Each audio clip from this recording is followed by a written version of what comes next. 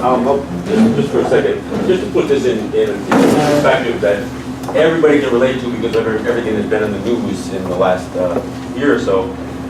Standing Rock is a good example of how bad a situation can go. You know, I listened to the audio of that Standing Rock, and they call themselves the Standing Rock Sioux, or the Standing Rock, when they first met with the Energy Transfer Company about this pipeline. And they sat there almost smugly, this Dave Archambault, who was their chief and their counsel, because they felt they had federal law on their side. Even as Energy Transfer was saying, well, there's already a pipeline there. Yeah, but that was under the old law. We have new laws now in place. And they were calling them theirs. And so, very few individuals sat there smugly with this multinational corporation that was going to do their territory harm with all the confidence in the world, because they have that American flag. They have 8 of them out front of their headquarters. And they feel like all the strength of federal law on the side. The people didn't necessarily share the view that they had, and that's why people assembled there. But it turned into a less a debate about their own land rights and their homeland, and more about the intricacies of federal law and state law. And as it turned out, that pipeline gets built. It's got oil flowing and leaking through it right now. But it gives you an example of how badly things can go today. So when Loran and some of these guys, and any of you who were familiar with the Onondaga Longhouse back when they had an Indian agent and an American flag inside the Longhouse, you have to know that there are many territories out west that not only do they can't even pass a resolution that is valid within their own communities, within their own territories, unless the Bureau of Indian Affairs signs off on it. In fact, there are some territories out there, they can't even hold council unless an Indian agent is present. I didn't know this was true. I had to ask around, and I asked some people out west, is that true? They said, yeah. So that's the way it is, and frankly, it's not that far away. And although we've taken the American flags out of the Longhouse, we are still under this constant pressure. And every state and federal politician, they say the same things about how they want to bring us into them. You know, people sometimes forget about that whole Standing Rock issue, is that a year before it turned into a news item, there was a news item also. That's when Dave Archambault had Barack Obama go out there to a Flag Day celebration up at Cannonball. And they had flags all over the place, and Barack Obama was kissing babies, and Michelle's dancing with a shawl and doing all this stuff. They invited him right in. He gave a speech quoting Sitting Bull and some of the powerful words that he had to say in his time. He said, "We need to build for the future of our children." Barack Obama is quoting this. And what got built? A pipeline. So, I bring this up not to change the subject, but so as we sit here, people understand the relevance of even the stuff that we talk about in 1701, 1794, 1973, 1990, 97, and here now. So I think it's important that people realize that this isn't just a hypothetical. These are the kinds of things that are happening every single day in various native territories. Whether it's an act of law, or whether it's just something they do that diminishes or degrades our environment.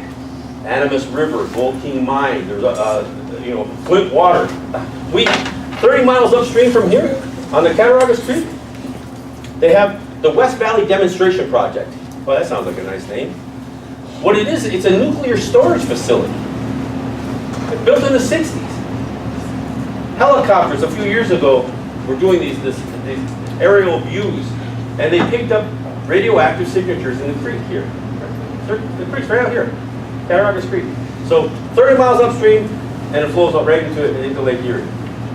These are the things that our people are under constant Constant pressure. So, yeah, there's the political issues. But there's also environmental issues and social justice issues that are almost separate from that. So when these guys talk about how the value that, or the importance and the significance of us not only having confidence and faith, if you will, in our children, it's not going to happen in a vacuum. We've got to educate them. We've got to tell some of the true history. Not the history about how America solved every problem that the world has ever faced. Sorry, it's not true. This is a country that dropped atomic bombs on a small island country. This is a country that has been involved in the tail end of a 500-year genocide. A country that was built on enslaving a human being. In the 1860s, the largest economic asset that the United States could claim were slaves, were black men, owning them, breeding them in captivity, breeding them, and actually enslaving children, babies in the womb. They were going to be born slaves. That's what the United States is responsible for. Yet, we still have trouble. We still have trouble not honoring it. Colin Kaepernick, mixed race individual, says I'm not going to stand for the American flag at a football game. And you know what? There are plenty of Native people who are outraged by that act. That simple act of protest. I mean, for the whole thing, I stand with Standing Rock, but I sit with Colin Kaepernick. Why? Because we've got so indoctrinated, we've gotten so tied into that system and this blind patriotism. Yet we can't see our own, and I don't even like the word, but our own loyalties of our ancestry. And none of us are suggesting that we turn the hands of time back 200, 400, 500 years. No, that's not the point. The point is to carry forward what they made for us, what those that came before us made for us. It's to carry it forward. We have a future, but we have a past and we have a present.